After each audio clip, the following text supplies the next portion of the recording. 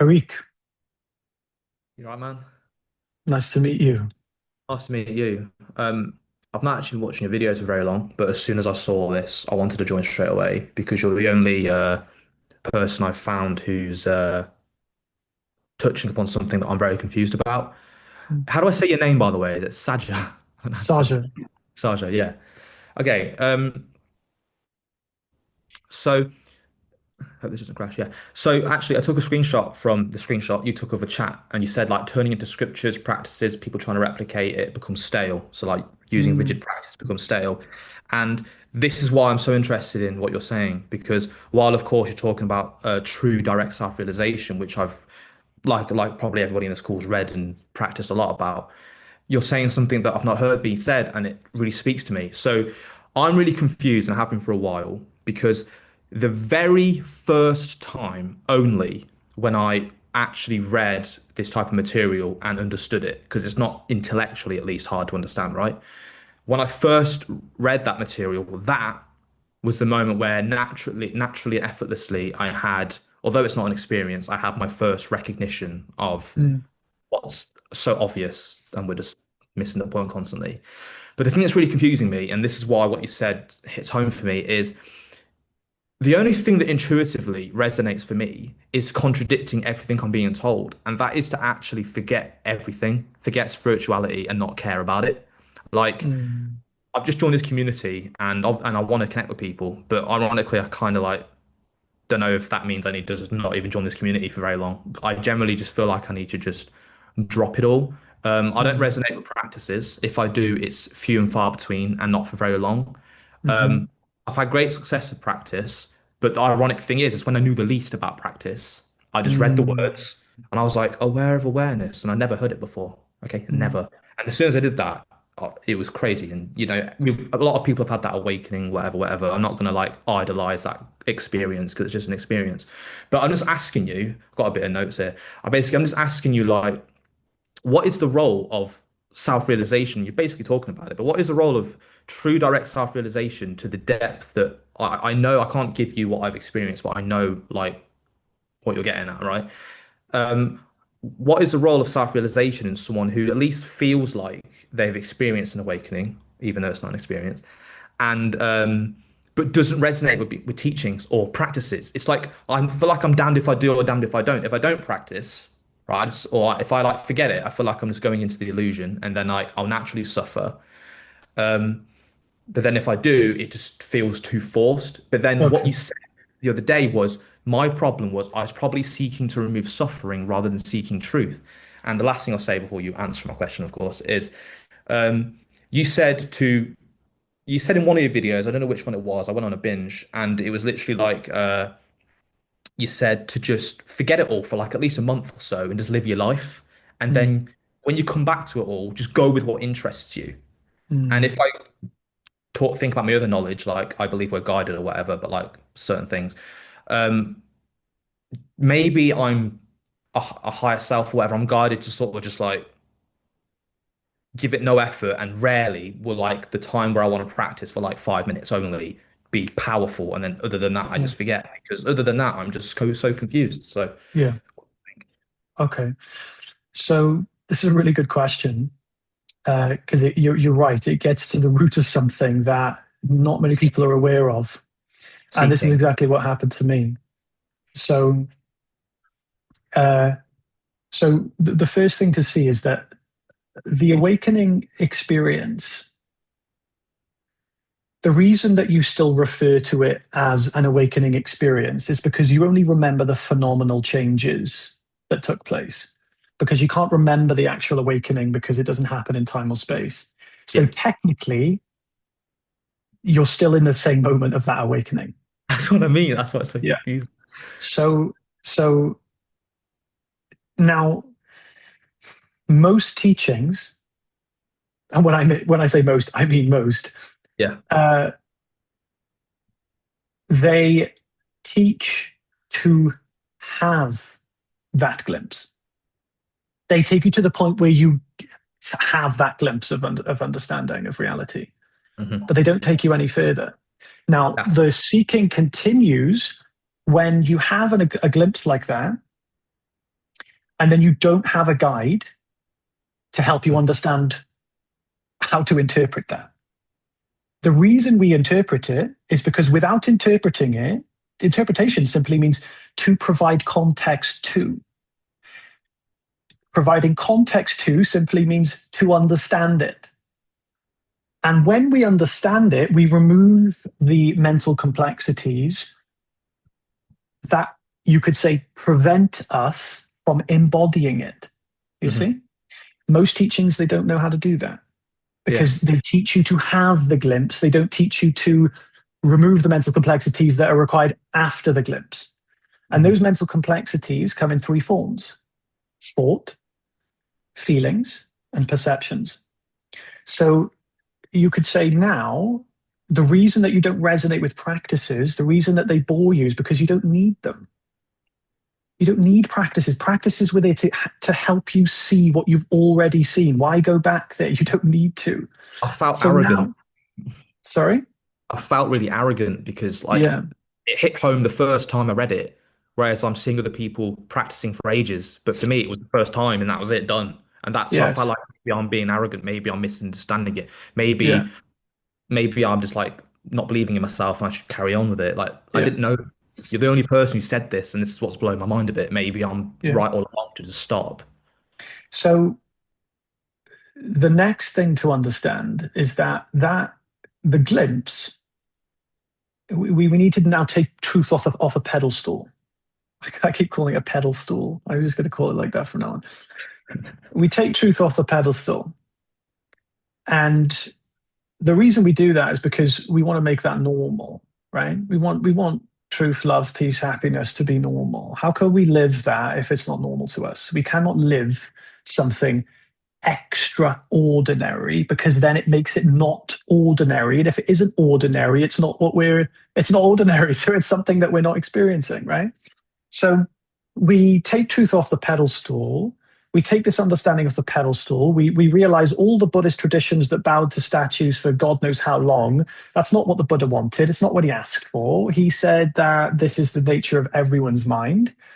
It's accessible to everyone. It's very simple. Just do these couple of things, right? It's very simple. We don't need to make this like, am I really awakened? Because this is really what the question is. Am I really awakened? Is it really that easy? The answer is yes, it is that easy. Yes, you are awakened, but yes, it's business as usual, right? It's not a hard thing to see. So, um, what this now means is that you can embody and rightly embody your own freedom. You can just give yourself permission to be free. Most people, they don't want to give themselves permission to be free because they don't believe they deserve to be free, because they think that they need to do more things in order to be free. They think they haven't deserved it enough yet. I haven't done practices for that long, but surely it took other people 20 years. Why for me it only took 1 year, right?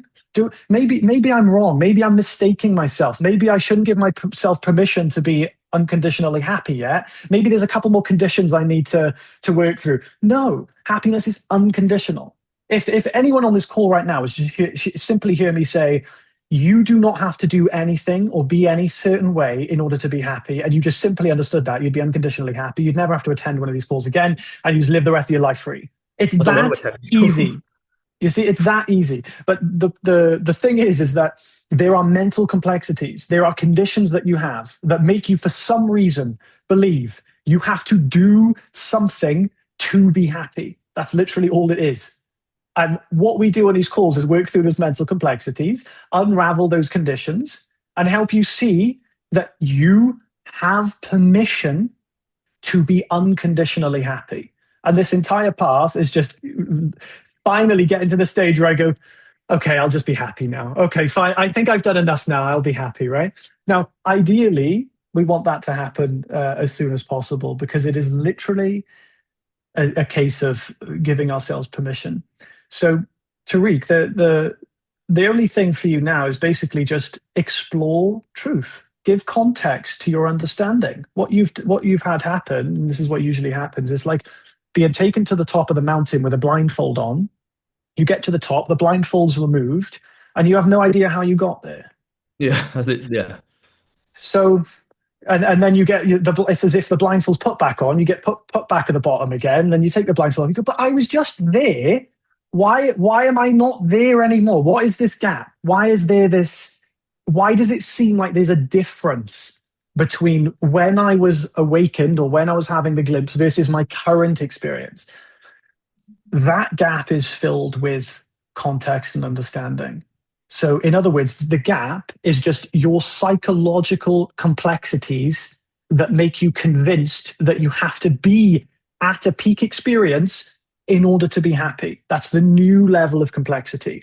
I must Deep. now have a certain state of mind to be happy. I must go back to that experience. That experience was just you going from 0 to 100 in pure ignorance. And then, therefore, there was phenomenal differences in your experience because there was a massive release in energy, a massive release in limitation, which is kind of like opening the floodgates, so to speak.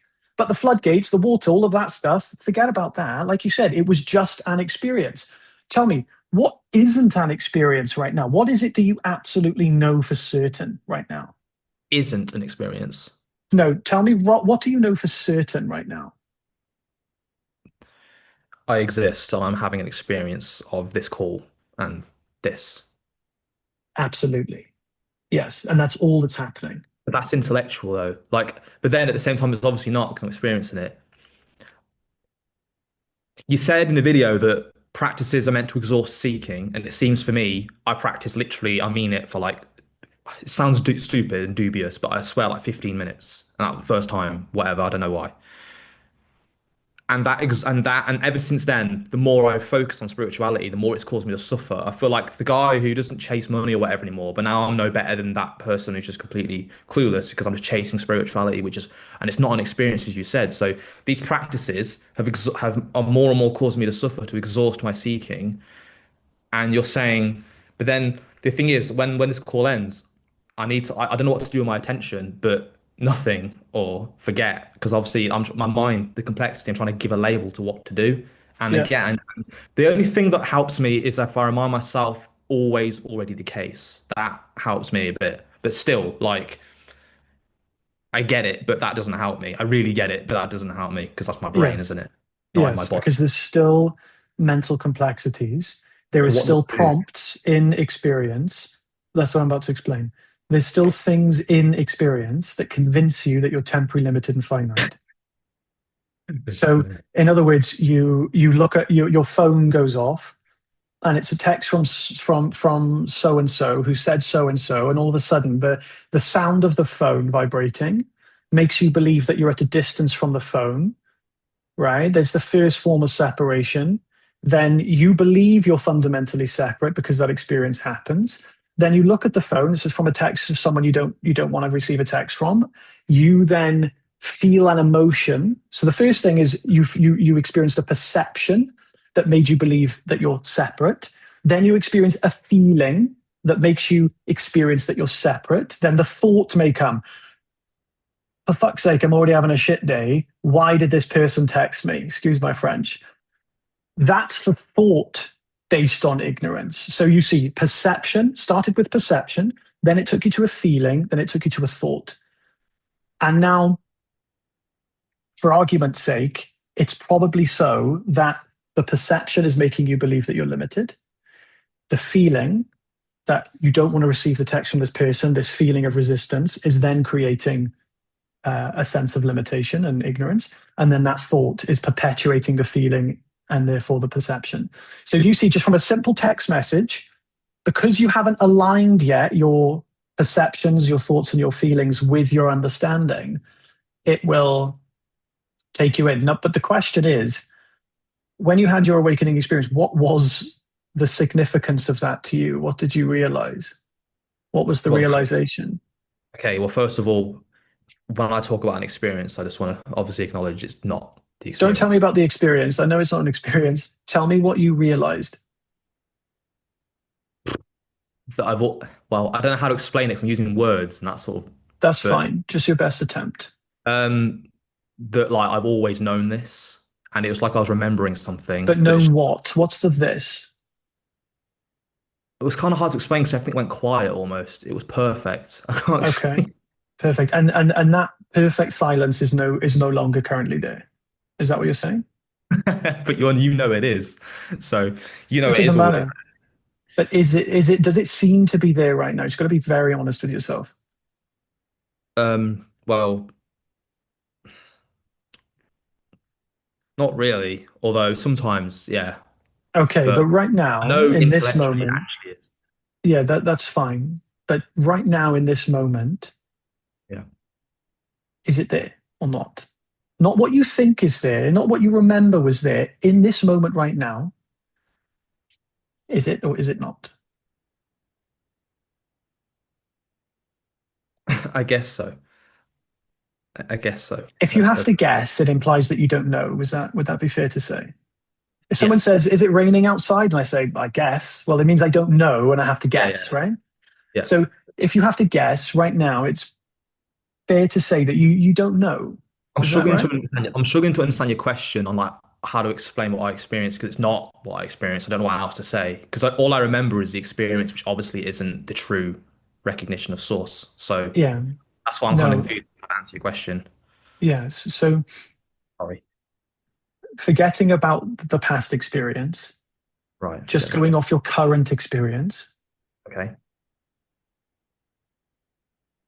is it the thing that you thought was there then? Is it there now? Is it currently present? That's I the guess question. I guess I have to say I don't know. Okay, perfect. That's a really good answer to come And to yeah. say that you don't know. You have to get to the stage of saying, I don't know. Everyone will come to that stage. The reason being is because you don't want to be stuck. That's your experience of not being in knowledge. You're no longer. Do you see how long it took you to finally stop going to the past, explaining to me? I know it's not an experience, Saja, but in the past, do you see what I mean? Your mind kept going back and back because you didn't want to go to the center of your experience where there was no memory, where there was no knowledge, where you simply do not know.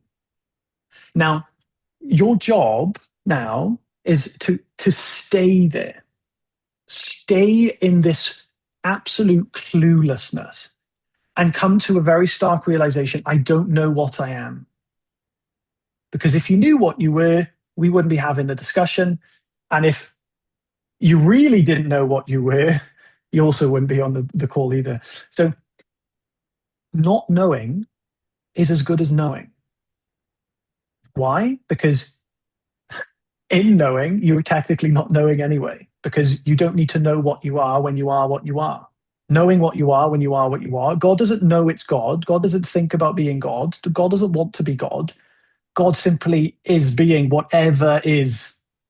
You see, it's too busy. God is too busy being God to worry about being God. You see, too busy being whatever it's being. So when you're in this situation right now, your mind will try to know what you are. It will try to grasp, get really comfortable with not knowing. And then from not knowing, which means I do not know what I am, but I'm curious to find out, you must be curious. Curiosity is the expression of pure creative intelligence. So curiosity means that we don't know. Some people, they don't know and they don't want to know. They just want to remove their suffering. I don't know and I need to find out because if I don't find out, I will suffer. Instantly, you go back into seeking mode. You're not in the adventurer mode. And this understanding that I'm sharing with you right now goes out the window. So the premise moving forward is to get comfortable with not knowing, to be in the unknown, and to start exploring truth directly. Start exploring your experience directly, like we do in these calls. Go through Um, every thought yoga meditation that I've shared, and it will start to add up. just as a quick anchor, what question should I ask myself? 'Cause I forgot what you asked me, and I want to ask myself what you asked me, so I can just realize I actually am clueless. You asked me, So, what did which part of the call did I ask it to? you? I think you asked me like, what do I notice about my own experience or something like that, or what do I Don't know? worry about that question. Don't worry about that question. Okay. Your job is to not know. So this is your mind again trying to grasp onto a question, grasp onto Literally, knowledge, I get so something that to you do. can repeat the knowledge, so Yeah, that you have something to cling on to. that literally is what I was doing. That's mad. Yeah, Yeah. yeah. All you've got to do is, like I said, get used to not knowing, right? Because your mind now is grasping knowledge, which is why I said get used to not knowing. But then what happened was, not even a minute later, okay, Sergeant, what was that question you said again, so I can remember, so that I can, you see what I mean? Yeah. It's interesting, isn't it? This is Yeah. why and how important it is to get used to not knowing. Most people think I should just be asking, who am I? Who am I? Who am I every day? That's what I mean. No, no. What Ramana Maharshi didn't elaborate at the time was that you only ask that question if you are genuinely interested in the answer. It's funny, this, isn't it? It's mad we have to say that. It's It's just mad we funny. have to say you only ask yourself, who am I, if you actually care about the answer. But the reason that we have to care about that I have to say that, is because most people don't realize they don't care about the answer. They only care about removing their suffering with the answer. They'll ask, who am I? Because Ramana Maharshi said, if I ask the question, my suffering will be And removed. and the desire to remove suffering is the very seeking mechanism that veils it, isn't it? Exactly. The desire to remove suffering is the mechanism that veils the truth. So, So, therefore, this is why you cannot understand or be receptive to truth in the midst of using truth to remove your suffering. so just have to like, I don't know. Yeah. Yeah. Like, Absolutely. You have to yeah. just, I don't know. Absolutely. And what's going to happen, Tariq, is that you will be receptive to wisdom. You will be receptive It's to so well. life's teaching. Life will like, you do not need to do anything else. Well, when I say do anything else, you will be given desires by life out of wisdom. You'll follow those desires, but it will be effortless. You will do it out of interest. You will do it out of passion. You will do it out of joy. You won't do it because, oh, if I don't do it, I'll be reborn again and I don't want to die. You know what I mean? You don't do it because Buddhism's threatened you with future lives or God knows what. You do it because you're interested. So now all you do is just embrace the unknown. Notice when your mind is grasping knowledge for the sake of removing suffering, and continue not knowing. This And is then follow interest. It's that simple. Isn't that crazy? What? I just got to do what I find interesting and fun, basically. is that why my mind, even though again I'm gonna drop that as best I can, is that why my mind was intuiting, or my heart was intuiting, forget spirituality? Because that was the closest Yes, that was, exactly. that was the closest thought to I don't know, wasn't it? Exactly. Yes, that was you. That was your mind's intelligence trying to release something that you were really holding on to. So when that was you saying spirituality is the bulk of knowledge that I try to grasp, I think I should let it go. You're absolutely right by that. That was life guiding you, but you didn't want to let it go. There's still a part of you that's holding on. So now your job is to trust things Yeah. like that. You've got to learn to now trust yourself, basically. To trust that you know the truth for your relative experience. You are the authority on your truth. That's Cool. incredible. Um, Thank you, Tariq. is you can't mess up not knowing. I don't know. Yes, you can't mess that up. Already. You You got no idea. What's can't- the answer? I don't know. You can't not know wrong. You just don't know. Exactly, man. That's well, I'm excited by that. Good, good, I good. talk to you forever, but other people, there's a different Cool. cool man. Thanks Are you again. British then? Sorry, last thing. I'm Welsh. Well, you don't sound Welsh. Yeah. To be, oh, Uh, yeah, I'm not from a very Welshy place. yeah, you still live in England, right? I need to get off this. Do you still live in England Cool. or not? Or Wales, No. sorry. No. Oh yeah. Yes, I do. Yes. I'd love to Cool. connect with all you type of people someday. I've never met people like you before. Anyway, cool. Thanks, and I'll enjoy the rest of the call. Thank you, man. Thank you for your question. Amit. Amit? Is it Amit or Amit? Amit, Amit. but just a Pleasure. name. Cool. All right. So, hi first of all, I want to start with really thanking you about what you're doing. Thank you. And well, I'm kind of going to connect to what Tariq said, but taking it to a different way. Well, I started my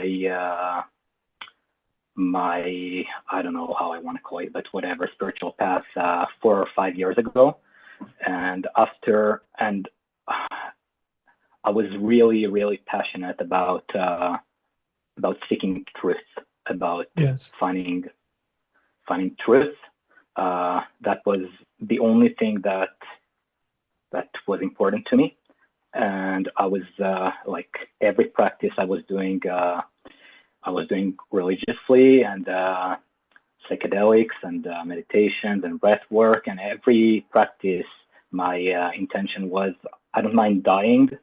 I have to understand, and I have to understand what I have to understand, and I have to remember what I have to remember, and whatever. And I did have some partial realizations during the way, and about 2.5 years ago, after a very intense mushroom journey, which was a very heroic dose, I had a total realization. Mm-hmm. And my intention once again was, all right, I'm going to die, or I'm going to die trying to understand. Mm-hmm. And it took me some time to understand what I went through, what insights I went through. And after that, there was a while of absolute skepticism about reality, Mm-hmm. being skeptic about everything, not knowing anything, nothing, until certain experiences of non-experiences, until certain experiences, while not digesting anything, while not doing anything, of complete oneness, complete non-duality, just out of being completely skeptic about everything. And after that, there was absolute beyond realization, beyond knowing of oneness, of nothing ever happens, of the ineffable. Mm-hmm. And for a while, I would say most of the time, even to this day, I just enjoy playing with life.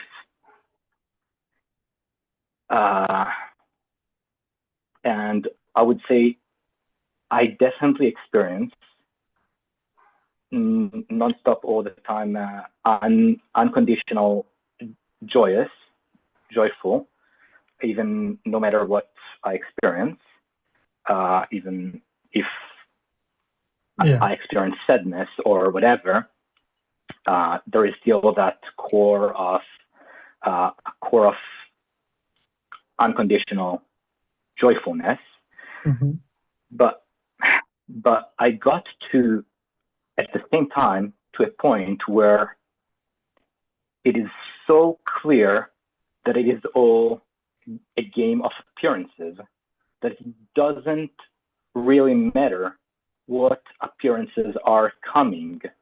It doesn't really matter what's going on. So there is no good reason to do anything. There is no good reason to do A on top of B, Mm-hmm. because it is only appearances, and it doesn't matter what appears. I'm allowing and loving everything, and I don't have any preferences for any experience. But so first of all, it's not really a question, but there is no good reason to do anything. And there are no choices because, I mean, all right. Okay. I guess what I'm trying to say is, while that nonstop feeling of unconditional joyfulness, there is also an effect of,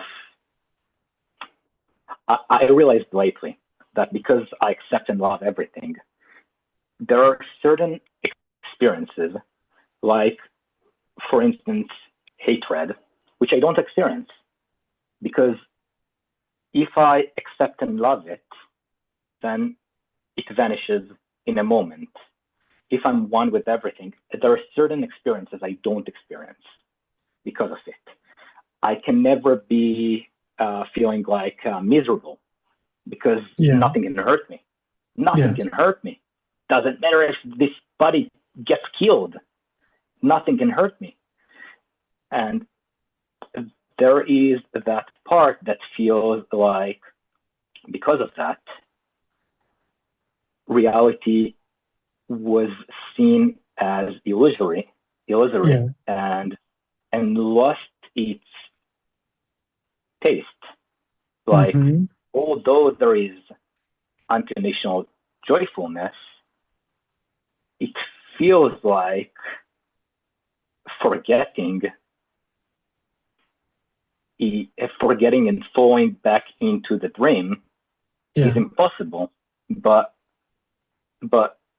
is more profound than avoiding it at all possible costs. I wouldn't say avoiding. I would say accepting and loving everything is creating a byproduct of not experiencing certain things. And okay, I understand you. So, Amit, if by loving and accepting everything inhibits you from fully embracing and experiencing it, then you're not loving or accepting it. You have to come to realize that. It's humanly impossible. Could you imagine loving and accepting your daughter, yet somehow you couldn't connect with her? Would that be loving? Loving and accepting your spouse, but I can't really, it's like there's some incoherence there, you see? But if you love and accept your suffering, it's not suffering. If you love and accept your resistance, you're not resisting anymore. You get what I'm saying? If you accept your resistance, it's not resistance anymore. If you love your suffering, you're not suffering anymore. Yes, but there's still a distance between the one who isn't suffering and the suffering, and the one who is loving and the thing that's loved. There's still separation there. That's why you're finding an incoherence in your understanding and your experience. Because if there was complete unconditional happiness, you wouldn't be having this conversation right now. You see? So it could be possible, you've got to be open to this possibility, it could be possible that the realization you've come to isn't the end-all be-all realization. It could also be possible that there isn't one. There isn't an end-all be-all realization.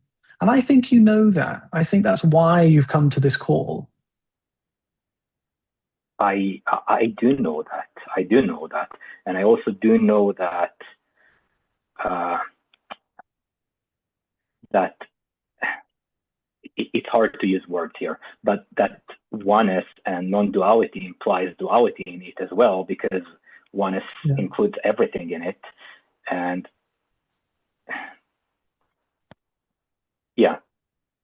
So if I wouldn't tolerate anything less than existential zest, complete and utter joy at the sheer fact of existing, And that means everything that comes by, you do not, you could say there's almost two levels of ignorance. One level of ignorance is the one that we start with, so to speak, the one where we're in the thing. So anger comes, I'm in the anger. Then we have a spiritual awakening to some varying degree, and then we get a new level of ignorance. That new level of ignorance is being the witness of the experience. I am the witness and I'm going to love and embrace the thing, right? That's another level of ignorance on the path. Just hold on for a second. Oh, so, sorry. so we're not here to dissociate with something and just allow it to be there, just as we're not here to run from it, avoid it, and resist it. So you want to be the thing, not be in the thing, which means, interestingly, this is something I was talking to Amy about. You want to, this is quite literally how it kind of is. You've got to let your ignorance play out. And what you're doing in it, the sense that I'm getting, is you're not letting your ignorance play out. You're bypassing it with being this witness to it. And this is why you feel this subtle, something's not quite right. Something's not fully right about this. You want to basically let your ignorance play out. It's like you've got to do that. It's like you've got to let all the ignorance out of you. But you do so while owning it, which means you own being the thing. You're just not being in the thing. And right. once you're... Go on. Sorry, I don't... well, words are a bit challenging here, but I don't identify with the witness since there is no witness. There is no... The witness and what being witnessed are one. But when I say I love and accept everything, I mean what I am is what allows everything. So then what to you? So, okay then. So are you here just to tell me this is what you think and that's it? Did you just want me to be an open ear and listen, or is there some kind of confusion there? Well, two things I'm raising are, one, there seems to be, well, obviously from that allowing everything, there is no choice, but there seems to be no reason to do anything. And secondly, there seems to be a part, not of that. Before we go to the second thing, because correct. it's going to be too much for me to keep processing. You said there seems to be no reason for you to do anything. This implies that you do want to do things. Is that correct? This kind of implies that I feel like I have to do things. I don't want to do things. I disagree. I don't think it implies that you think you have to. Because you clearly know that you don't have to, right? Because this is what you just said. Right. But the fact that you're bringing it up implies that you want to. When I do things, I ask myself, No, why? but is it, do you want to do things, yes or no? Does it feel good to have no desire to do anything? Does it feel good to live that way? Things are being done. I mean, pretend that you know nothing about spirituality. Right. Pretend that you are a complete beginner. Pretend that you've never listened to a single talk. You have no idea what is going on. I'm going to ask you the question again. Do you enjoy living the way you are? Yes. Perfect. Definitely. Would you like to continue living the way you are? Yes. Perfect. Just keep doing that. If you enjoy that, just keep doing that. Is there anything else I can help you with? Well, the second thing I wanted to raise is that there is a part that feels like it is more interesting to live out of complete forgetting, out of not knowing. Okay, so you're not completely okay with things as they are. Well, it's okay to say yes. You don't have to hide. It's okay to say that, oh yes, on one level, I'm not okay with the way that I live this life. It's okay to say that. I'm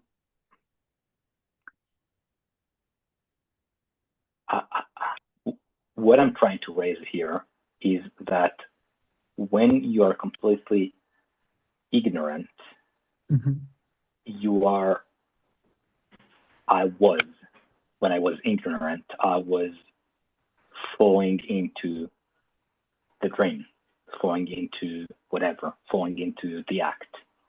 And now things are happening, but there is a deep unconditional joyfulness underneath, Yes. which makes the things happening not important.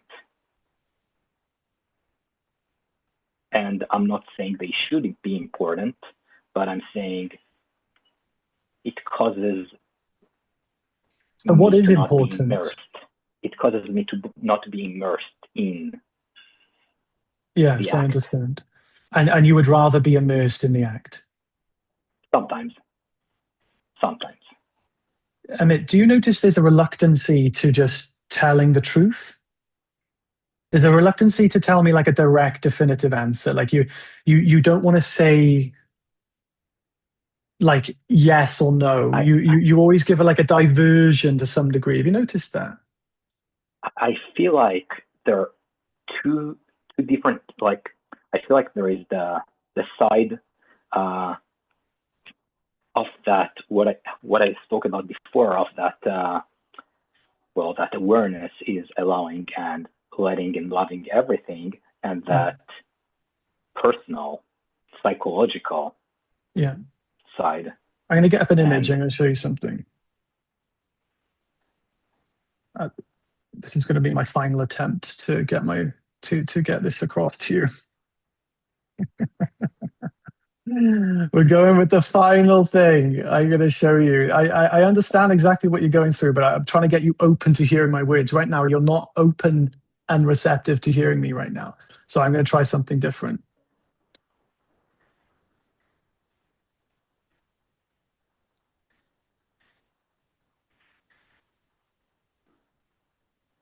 Okay, where can I get this full screen? Gabriel, are you able to get up an image of yin and yang symbol and share the screen?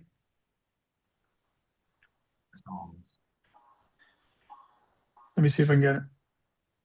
Okay, I've got it. Okay, could you give me sharing rights? Yeah, could you give me the sharing rights, please? Just got it up.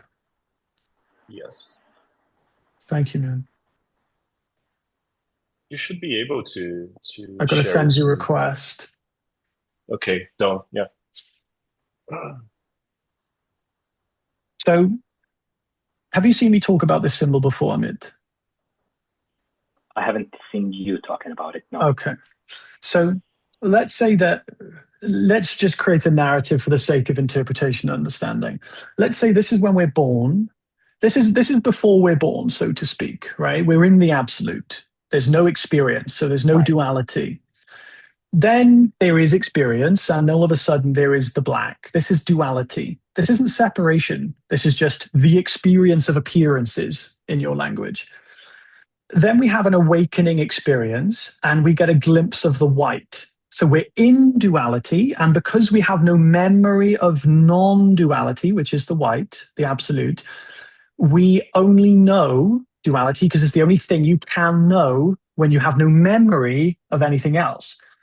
Then we have an awakening experience and we go to the white. We notice, oh, it isn't just dual, it's also non-dual. And then we go over here, we taste the absolute. We understand now, oh, so my nature isn't dual. My nature is non-dual. It is absolute. Then all of a sudden, we go back into ignorance again, which is black through this black hole, poop, like a portal. We go back here. And now we have remnants, we have traces of this understanding of non-duality. The only thing is that our day-to-day experience resembles duality. And I still have appearances. There are still objects. There are still things taking place. This contradicts my understanding that everything is dual. Now, the thing we have to dissolve is the belief that this is separation. This isn't separation. Separation is when we believe that this is fundamentally reality. So when we believe duality is reality, that creates separation and that creates suffering.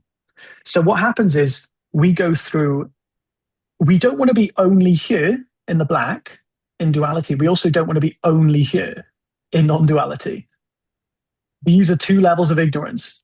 Some people teach from here. They teach from another level of spiritual ignorance. And it's very easy to fall into that. And they do not include the whole thing. Now, imagine right now, Amit, you started to do spiritual teachings. You started to tell people it doesn't matter. Nothing matters. There's just appearances. They mean nothing. Then you're teaching half of the teaching. And then a sorry soul such as yourself is going to come to a call with me and say, Saja, nothing means anything. I can't seem to engage with reality as much as I'd like to. And there's a part of me that still wants that. And I can't reconcile why. The knowledge of my understanding is everything is absolute and nothing exists. But then there's also a part of me that wants things to exist and does want to engage in the world and does want to fully embrace the experience. How does it make sense, right? And this is where you're at right now. You're not allowing your understanding to bleed into duality. You are still trying to keep your understanding of non-duality for fear that if you go back into duality, you will create separation again. So the deeper level of the path doesn't stay in this non-dual state where we cannot even speak a possibility of alluding to the fact that I said something that means something is dual, right? We want to be able to have very dual conversations all day long with whoever we like without falling into separation. So that is the integration of this path. Non-duality is the entire thing. It's not just seeing that there is nothing exists and no one home and nothing there. It's seeing everything has equal importance. Everything. Everything has equal importance. The conversation about your neighbor with the weather is equally as important as the conversation now about the nature of reality. When you give super importance to something, it means that you are creating separation between you and that thing and something else. So this is why we have to take truth off a pedestal. Take it off altogether. Everything is truth. So how can there be something untrue? How can there be something not real? How can the daughter's picture of me and the family with a tree and a house on it be just a fleeting important? What is this, daughter? What have you drawn me? You want me to put this on the fridge? Screw that, right? You don't do that. Why? Why don't we do that? Because we love, because we embrace. You see? We don't need to live in a certain way in order to be truth, in order to love. So this understanding now, Amit, you have to let your understanding bleed into duality, which means it's going to look like you're going to be very unenlightened. This is the thing. We don't want to hold on to this. Is not enlightenment. This is a halfway stage. True liberation is never recognized. And it's when all is encompassing. And the only thing we care about then is life. We just love existing. We just love existential zest. We just want to explore. We're adventurous, playful, curious, passionate. We engage with everything. There's no hierarchy. Everyone's our friend.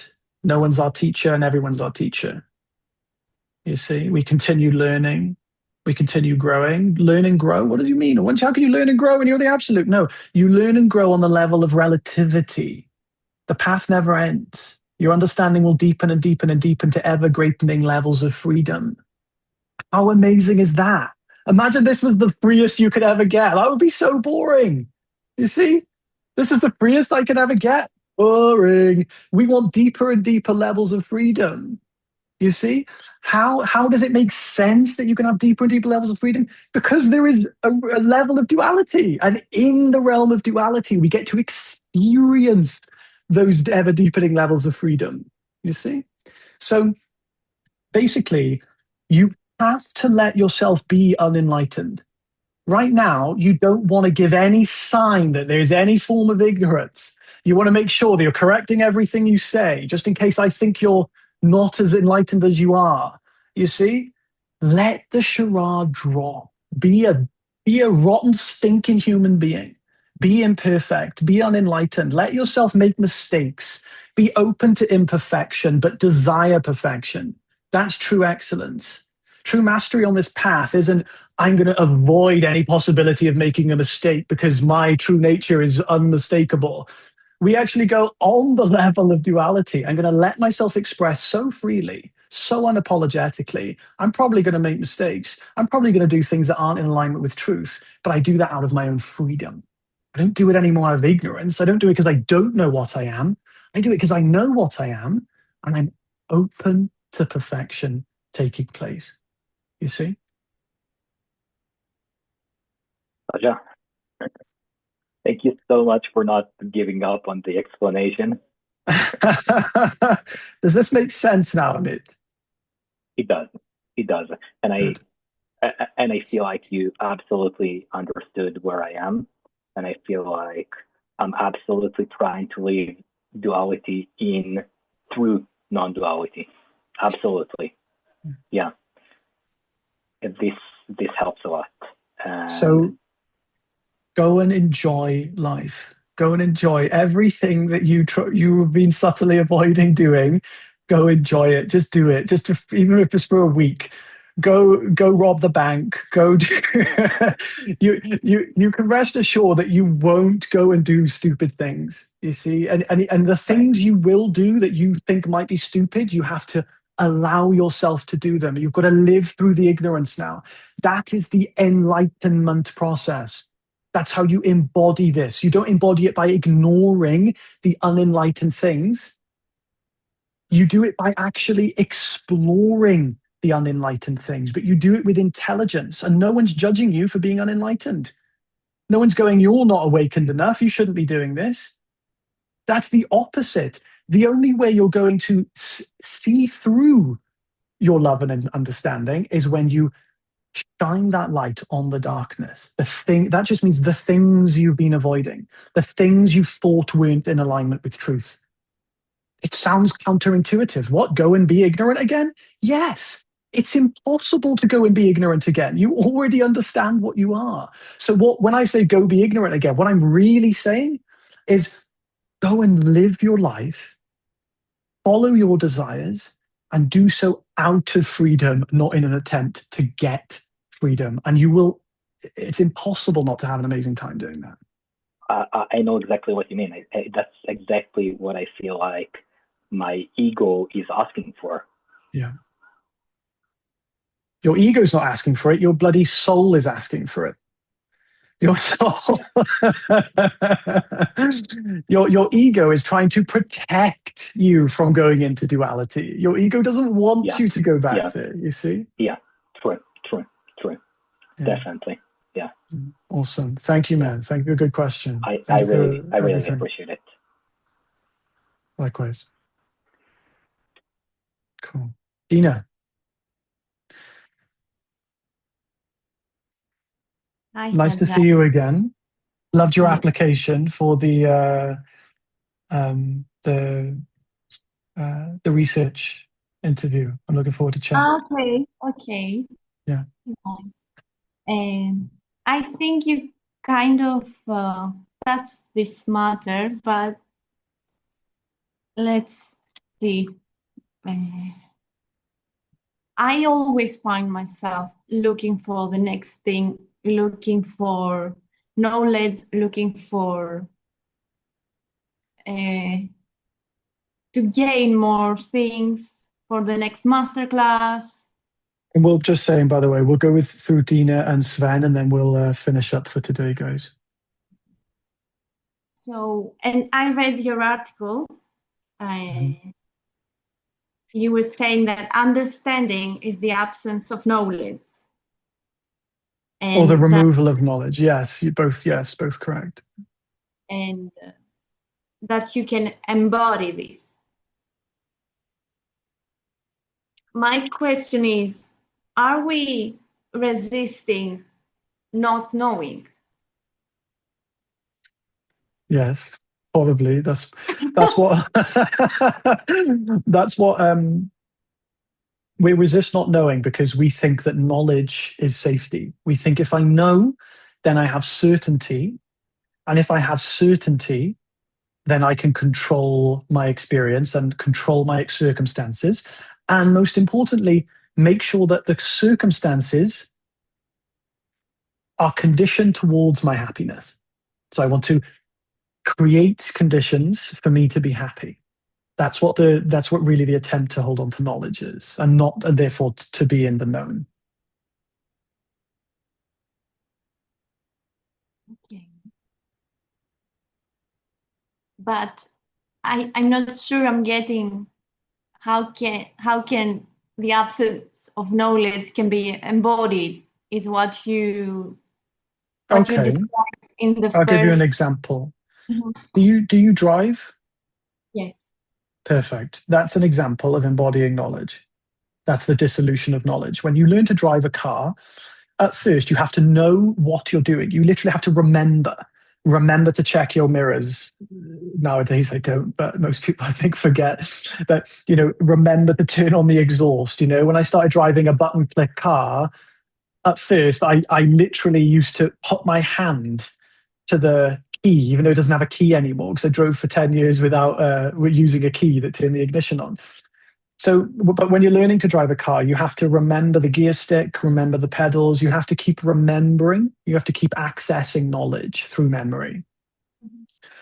But then once you learn and understand how to drive, you let go of knowledge and you let go of memory. You no longer have to memorize it anymore.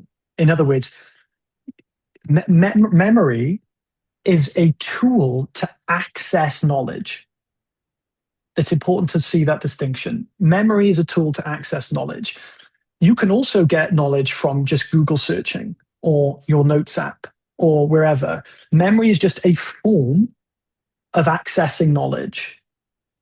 Knowledge is like data. It's like an object, something that we can know. And the only things we truly know are objects.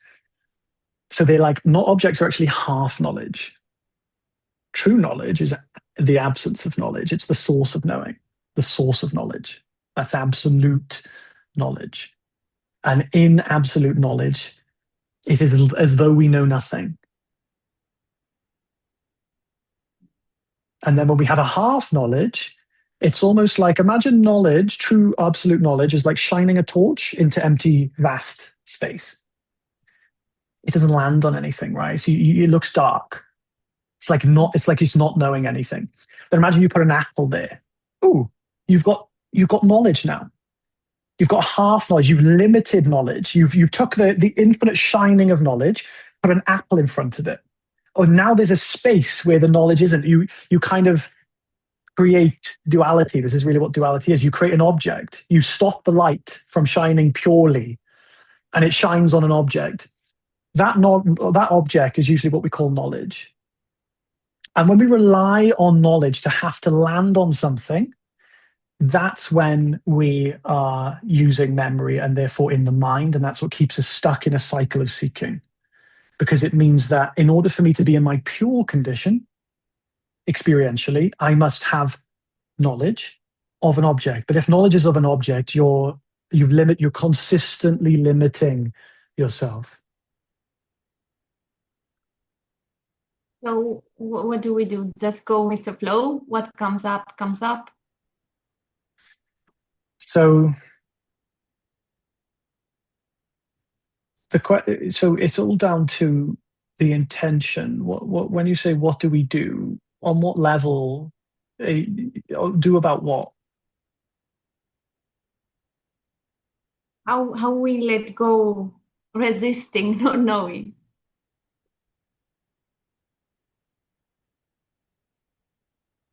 How do we let go what we basically we are holding on to knowledge? I understand. I just How can want to we think for a let minute. go?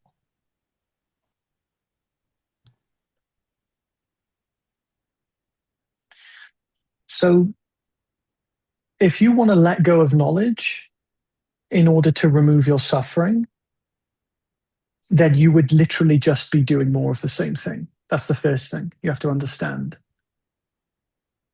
If you want to let go of knowledge, because right now the level of your question is, how can I let go of my resistance to knowledge so that I can stop suffering the consequences of resisting my knowledge or resisting the unknown? From that point of view, you'll never be able to let go of knowledge. So the answer is not down to the question that you asked me. My answer to that question is redundant now. We have to now go back to your intention and why you want to do that to begin with. You want to do that because you want to get rid of suffering. And if you want to get rid of suffering, then you're not really receptive to what I'm going to say. So we go back to this situation, and you want to get rid of suffering because you feel like you are an individual finite self that is separate from reality. Therefore, you have to control reality. So the question boils down to, what are you, essentially? Are you a tiny entity amongst a random chaotic universe? And depending on the weather, you may or may not make it to the thing you desire most. Is that true? At some level, yes. Perfect. So now the question is, so now what we're doing is we're just taking another step back. So you answered yes, it does feel like that's what I am. Perfect. So if that feels like what you are you certain of that? Are you certain that that's what you are? A separate individual entity amongst a random chaotic universe? You absolutely fundamentally, I know this is true no matter what. No, I don't take it as an absolute, but Perfect. it just feels, sometimes it feels like that. Yes. Okay. Sometimes it feels like that. Let's just go off what you feel like right now. What would you say right now? Right now, Right now, I do think I you really know for separate. certain? So the question is, right now, do you know for certain whether or not you are a limited finite entity amongst a random chaotic universe? Do you know that for certain? Yes. Okay, perfect. So if you know it for certain, it can't be a belief, right? Beliefs are like, I believe that tomorrow the sun, that doesn't make any sense. I believe that, Santa Claus exists. I've never had proof, so it's a belief. So if you've had proof, you must have actual evidence and proof of that if you know it to be certain. Would that be fair to say? Yes. Perfect. So could you share with me that proof? Because I'm actually interested to know what proof you have. Because if you might be onto something here, and I'm curious. No, it's just my feeling. It's not, I don't have proof. Okay, so you don't have any proof, right? So you feel that way, right? Well, Yes. I used to feel like the tooth fairy put coins under my pillow, but that wasn't true when I grew up, right? Otherwise, I'd be a trillionaire today. I don't have that many teeth, actually. It doesn't make any sense. But you understand. So,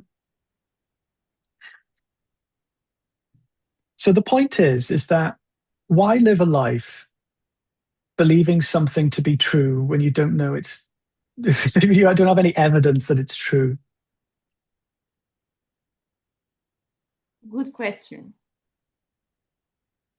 And just to back that up, would you say that living life that way has so far caused you a lot of happiness and joy, or not happiness and joy? Unhappiness. Okay. So just to put this in plain English, you've been choosing to live your life in accordance to a belief that you've never had any evidence that is true, and it has so far caused you suffering. What if, do you see what I mean? Like, what, The thing why? is, I don't know why we keep coming back to it, because I am trying to get on another level, but I keep getting back. I don't know why. Yes. Well, the reason why is because you've never looked at it in the way that I'm sharing it with you right now. Mm-hmm. Have you ever come to this? Have you ever like kind of seen it in this way before? Have you ever seen that that is what you're doing? So being that what you're doing, being intentionally believing something that you've had never had evidence is true, that always causes you suffering, doing, Actually, this is how do you say? This is mm,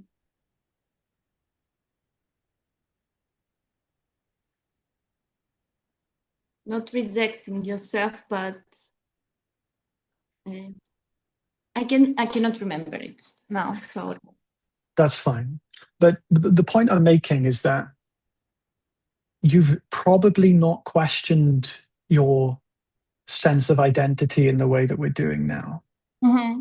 For sure. And that's because you've been bypassing these questions. Mm. You've been trying to like go straight to the truth. But I'm not asking you for the ultimate truth. I'm just saying, what do you actually believe is true? And you say, well, I believe I'm a separate self. Perfect. Let's start there. You're a separate self. That could be true.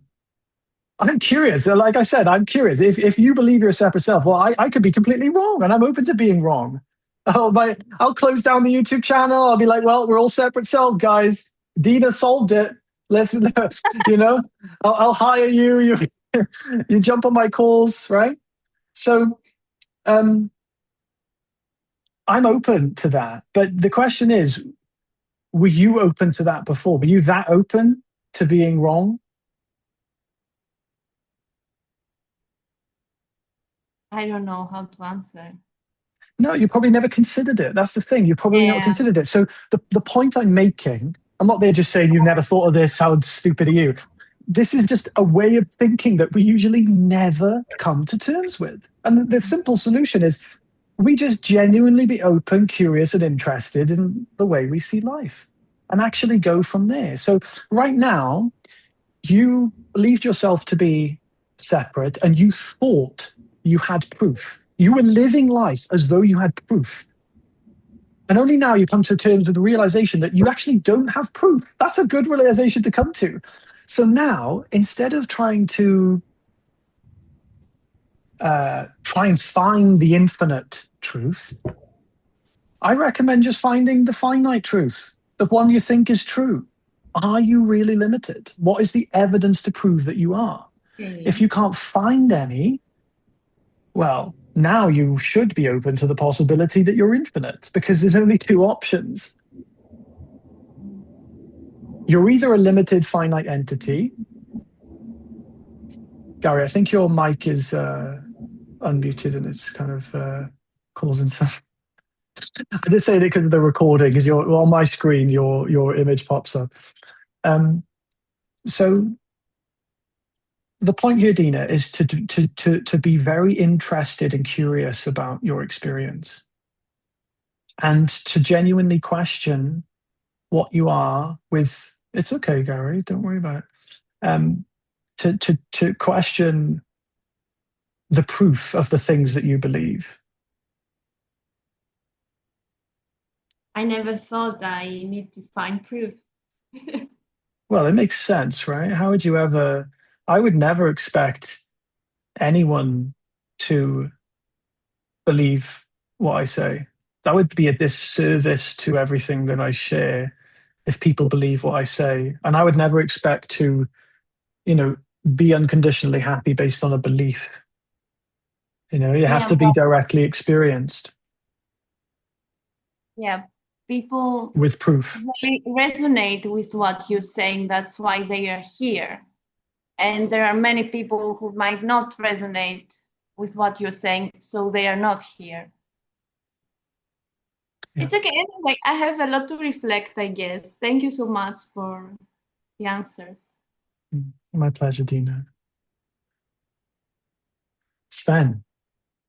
Hey, Saja. We can make it quite brief. And I can make it also really simple. I'm still trying to remove my suffering. And it's in the form of one feeling, It's I don't even. I mean, it gets created by very old thoughts, like still the same bullshit. I'm not good enough, and feeling as a body, and there's something missing, and I'm not living my life like I want to. I want to stop searching and the spiritual stuff, but basically it's just a feeling, and I'm still trying to get rid of it.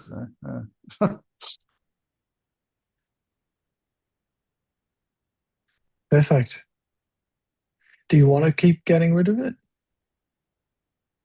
I want to get rid of it because I don't feel good. Okay.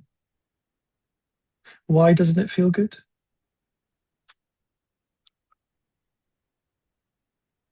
It's heavy, it's tight, it's contracting, it's contraction. Okay. It saps my energy, it makes me tired, and Okay. So you said that it's heavy. Are we talking like a kettlebell? Are we talking a football? How heavy is it? If you were to put it on a weighing scale. I know this exploration, but I'll be completely honest. Yes, you can't find a weight. Yes, you can't find it. But You don't know this exploration, Sven. This exploration, you've never heard of it before. Okay. Yeah. I've never heard of it before. I have no idea where it's coming from. I'm just genuinely asking you curious questions because I'm curious to understand what it is that you're going through. But are you curious to understand what you're going through? Yes. Okay, cool. So pretending that, we have no idea what's going on, we just care, right? I'm curious to actually know, is it heavy?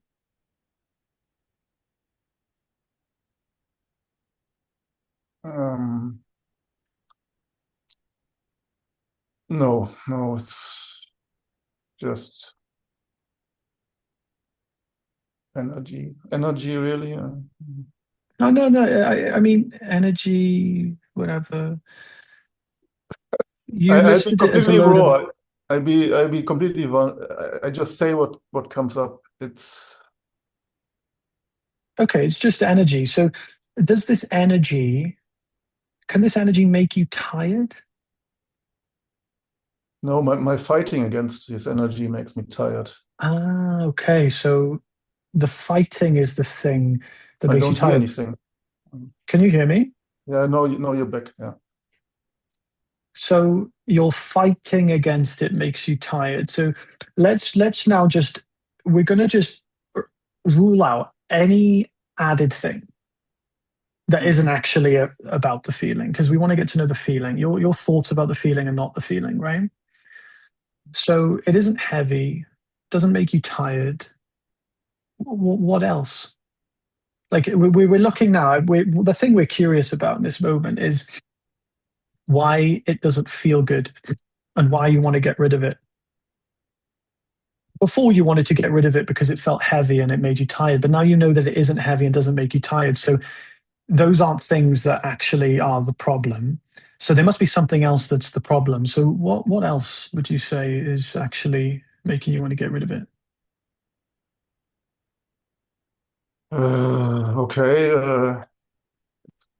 Feels like a contraction. It makes me small and Okay. vulnerable, basically. Okay. So when you say it makes you small, what are you referring to specifically? Uh, like I'm contracting into this feeling or something. Okay. But you experience the contraction. Yeah, it's especially here in throat area. Perfect. So you can't be in the contraction, right?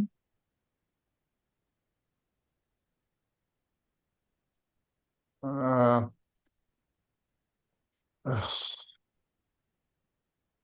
feels almost like I'm in it, to be honest.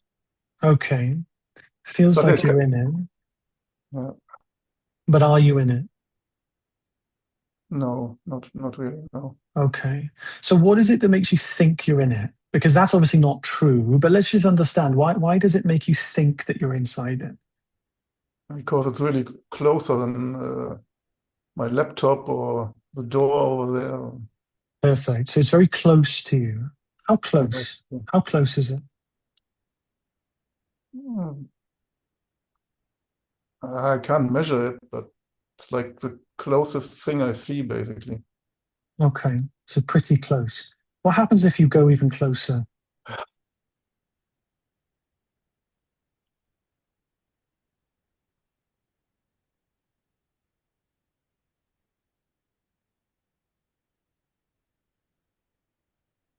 Ugh.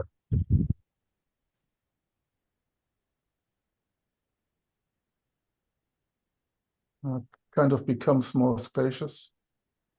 Okay. So it becomes more spacious. And do you feel, when the closer you get, do you feel like you're more inside it? Clearly not if it gets more spacious, right? So you've just gone even closer to it. And for some reason, you didn't say, I feel trapped. You said it feels spacious. Uh-huh. So what happens if you could go back there and just go a bit closer again? How close can you get? Try and go all the way.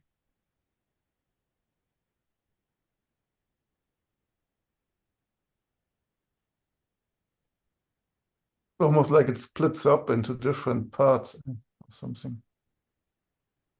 Perfect. So the closer you get, it's almost like it evaporates in the center of your attention in a way. It almost, and then it's almost like it goes into your peripheral vision in a sense, your inner peripheral. It moves over to the side, maybe.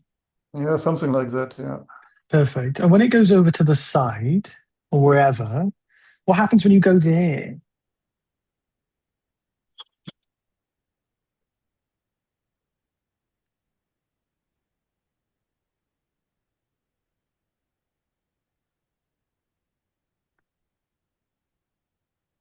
I don't really find so much at the side. Okay, perfect. So, I just want to ask you the question now that you're inside, really inside, now that you're fully embracing it, could you tell me which parts of it that you still want to get rid of?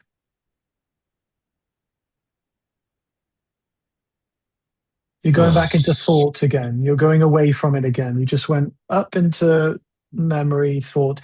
Go back to where you just were. You're very perceptive. Exactly, that's what happened. Yeah.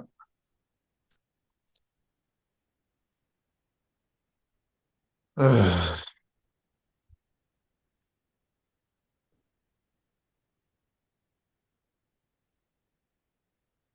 So we might come to the. I keep going, but I'm just listen to my words.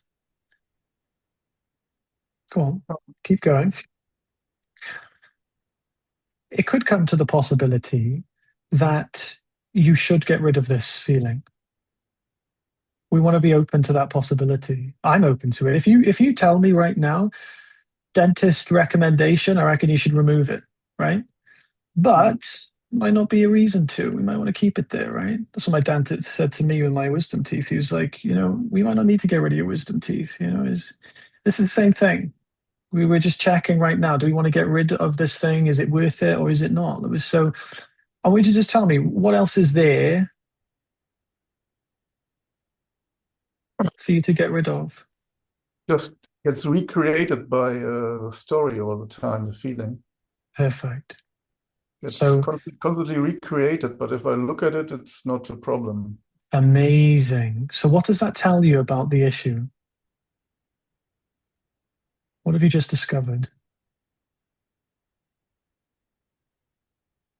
That the feeling is not a problem, really. Yes. And what does that tell you about the thought?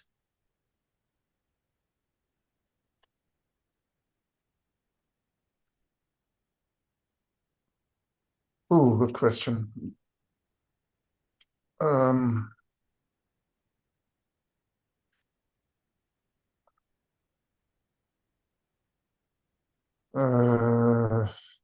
don't know, to be honest. Well, it tells you that the thought is shaping how the feeling feels, right? Okay, The yes. thought shapes the relationship you have to the feeling. Because you just rightly noticed, the feeling itself is actually not the problem. The problem is the story that shapes the feeling. Now, notice before the story said it's heavy, the story said it makes me tired, the story said the list of other things. Your job is to genuinely care whether that is true. And what you'll find is that it's not true. So now that you see that, you can drop the thoughts because you know that they're not true. The thought that recreates it, every time you recreate it, you just drop it.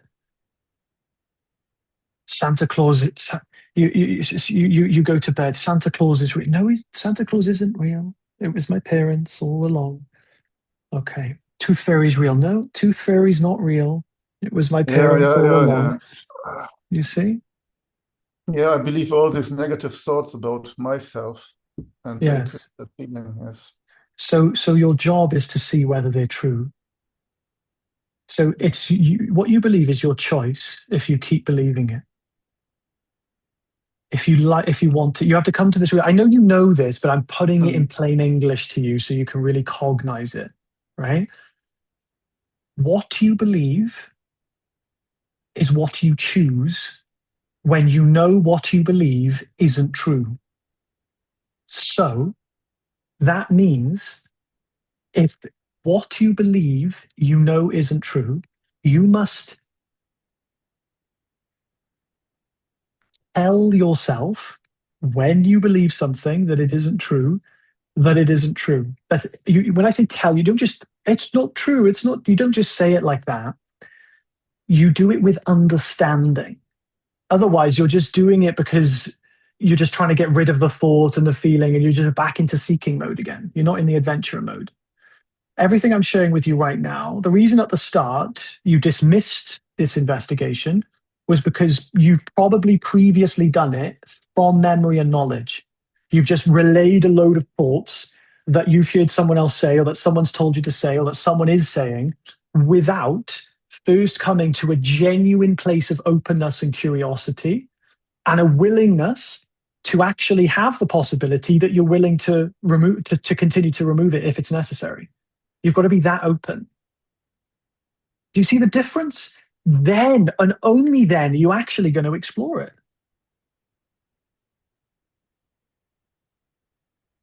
Yeah. It's just we all learn to do things to remove our feelings instead of that's how most of humanity operates, isn't it? Like, I do this, I go to the cinema, then I feel better, I go party, blah blah blah, instead of like directly looking at the feeling. And we don't even need to directly look at it. I don't need to directly look at my feelings because I don't. It's like at first, you might need to directly look at it only on the premise that you do not know what's going on down there, right? When you don't understand why it is uncomfortable, because it could be true that it's not actually uncomfortable and you're just creating an illusory experience of suffering. That's a possibility. And that's what you just realized. That's what you were doing, right? So you've got to be genuinely open to knowing the truth. And once you understand that, eventually you don't need to look at it. What would you look at it for if you don't need to get rid of it? Right? You would just be another experience, just like the sound of the birds, the sight of the room, the bum on the chair, head on the bed, right? But at first, you only focus on it with your attention just so you can get clarity on what is going on. Once you understand, you don't need to keep going back there. Yeah, you would only look at it to get rid of it, really. Exactly. Yeah, okay. I think that's enough for me today. Cool. Thank you, Sven. Thank you. Awesome. Gabriel, did you have any announcements? Yes.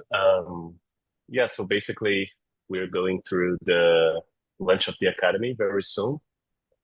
And as you all know, we are going through some research studies to also support us with that. The applications are still open, right, Sajid? Yeah. Yes. Yes, they are still open. And thank you so much for those who already applied. And yeah, anything else, Sajid? No, I feel like there was something, but I can't remember. But yes, if anyone still hasn't seen the post or was thinking about it, if you feel like it would be aligned for you to learn thought yoga. Thought yoga, by the way, guys, is not about teaching knowing. Have you noticed most of the time I spent on this call was just getting people to stop knowing things? You don't need to be a guru to do that. You see what I mean? You don't need to be a teacher to do that. Thought yoga is about getting people to a place where they do not know. And that is what I call the freedom before we're free. It's as good as the thing. It doesn't make a difference, right? Life will do the rest. It's kind of like co-partnering with life to get people to a place of receptiveness so that life does the rest. That's what thought yoga is really about. And then it might so happen that we come to a call or we do a thing or a desire, but we do it now out of interest. And what you find is when you live from that place fully and completely, you won't know. I can guarantee you this, you won't notice the difference between when you're completely, absolutely liberated. There's never really a time where that actually takes place, but you won't notice the difference. It's like, I guess you could say like, it's kind of like unconditional happiness, but you just don't realize it yet. But your life is just already in alignment with it. It's like it takes shape without you noticing. And you don't need to do anything special to do that. And this is what I share in the academy and what I'm going to help you share with others. So if you choose to or not. But yeah, I just wanted to share a little bit about that. We'll go into more details with people soon. First, we want to make this the best possible program for everyone. So yeah, we're going through with the research studies. If anyone wants to join, feel free. I'll see you all very soon. Thank you. Amit said, Saj, I would love to share with you that last year I attended ayahuasca retreat where I did 5 ayahuasca ceremonies, in which 3 of them I have experienced God mode and oneness and the absolute meaninglessness. And the only solution of the situation was forgetting it all. Thanks to you now, I see it with different eyes. Beautiful. Awesome. Thank you, everyone. I am looking forward to seeing you again. Take care. Thank you. Thank you, Sajid. Bye. Thank you all.